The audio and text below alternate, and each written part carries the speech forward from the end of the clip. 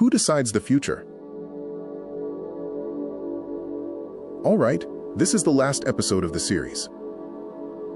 So let's slow down a bit and really sit with this one. No dramatic reveal, no big twist, just a conversation like we've been having this whole time. Picture us in the living room again, comfortable, thinking out loud together about where all of this leaves us. We began this series by talking about access. Who can get into devices?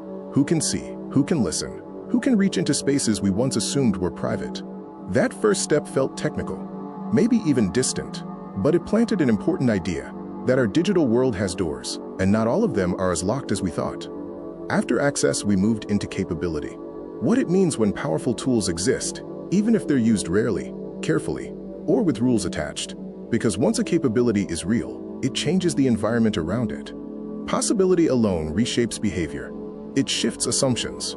It redraws boundaries, even before anything actually happens. Then episode 3 turned the camera somewhere quieter. Design. Not secret plots. Not dramatic villains. Just systems optimized for convenience, engagement, and growth that slowly, invisibly shape behavior. That episode hit home for a lot of people because it wasn't about them. It was about the environments we move through every single day. Episode 4 brought it back to the personal level. What still belongs to you? Your attention, your habits, your pauses, not total control, because that was never realistic, but enough agency to matter, enough awareness to change how you move through the system, even if the system stays the same. So now we zoom out one more time. Because individual awareness matters, personal choices matter, but they exist inside larger structures, economic systems, political systems, institutional systems. And those structures don't appear out of nowhere. They're built, maintained, and steered by people making decisions every day. Here's the quiet truth that sits underneath all of this. Most big outcomes don't come from evil master plans. They come from incentives. What gets rewarded, what gets measured, what gets promoted. Those signals guide decisions at scale. And when you scale incentives across entire industries, you shape the direction of the digital world. When a company optimizes for engagement, you tend to get addictive design. When it optimizes for growth, you get expansion into more areas of daily life.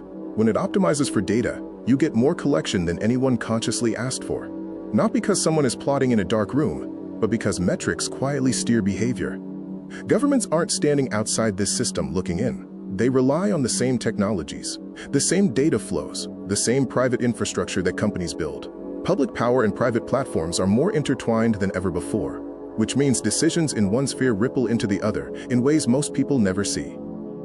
And that's where responsibility starts to blur. Companies say, we're just providing tools people want. Governments say, we're just using available technology to do our jobs.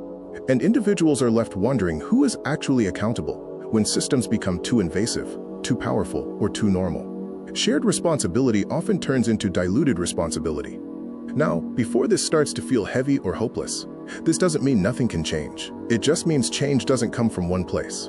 Not one law, not one company decision, not one person opting out. Real shifts happen when pressure builds across culture, markets, policy, and everyday behavior at the same time. Culture changes what companies believe people will accept. It shapes what users tolerate, what employees feel comfortable building, what investors consider responsible. Public awareness isn't just emotional or symbolic. It affects reputation, trust, and long-term value. When norms shift, markets eventually adjust, even if they resist at first. Policy usually follows culture, not the other way around. Not instantly, not perfectly, but over time, what society considers normal becomes what laws begin to reflect. Regulation rarely leads the conversation. It catches up to it. That means social expectations are often upstream from legal change. One of the biggest myths is that technology has its own unstoppable path. That once something becomes possible, it automatically becomes inevitable. But technology follows incentives. And incentives are human decisions. That means direction is still negotiable. Not easily, not quickly, but it is still shaped by collective choices. Change at this scale is slow. You don't wake up one morning to a completely different digital world. But over years, you do see shifts. Features that once felt innovative can later feel intrusive. Practices that were ignored can later become unacceptable. That's how norms evolve. Gradually, then suddenly. It's easy to feel tiny when we talk about global systems. But remember, systems are made of patterns. Patterns are made of behavior, and behavior comes from people. Lots of small signals add up. Individually, they feel invisible. Together, they reshape expectations about what's normal and what's not. Every time you talk about this calmly, without panic, without shame, you make the topic safer for someone else to think about. That's how awareness spreads. Not explosively, not virally, but socially, through trust, familiarity, and repeated exposure in everyday conversations. The goal was never to control everything. It was to stay conscious inside it, to notice what's happening, to question what feels automatic, to decide where you lean in and where you pull back. That awareness alone changes how systems interact with you. Maybe the balance we're aiming for isn't rejection or surrender. It's learning to live with technology deliberately, using tools because they serve you, not just because they're there. Letting convenience help sometimes, but not quietly define every choice or every habit you build. The future of privacy, design, and digital life isn't decided in one secret room. It's negotiated across companies, governments, communities, and families, across policies, markets, and social expectations. And yes, through millions of everyday decisions that slowly reshape what the system considers normal. You don't have to become an expert. You don't have to fight every battle. Just stay in the conversation, pay attention, ask questions when something feels off.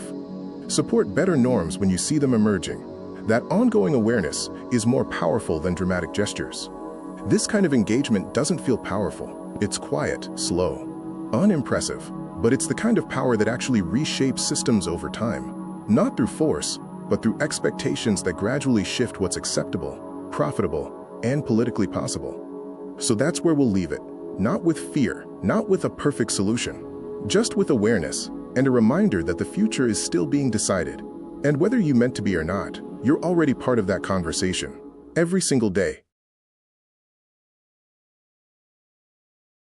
That wraps up today's discussion. Thanks for watching and tuning in. If you're curious to dive deeper into this topic, make sure to visit our website. The link is in the description below. Don't forget to subscribe and click the bell so you never miss an update. See you next time.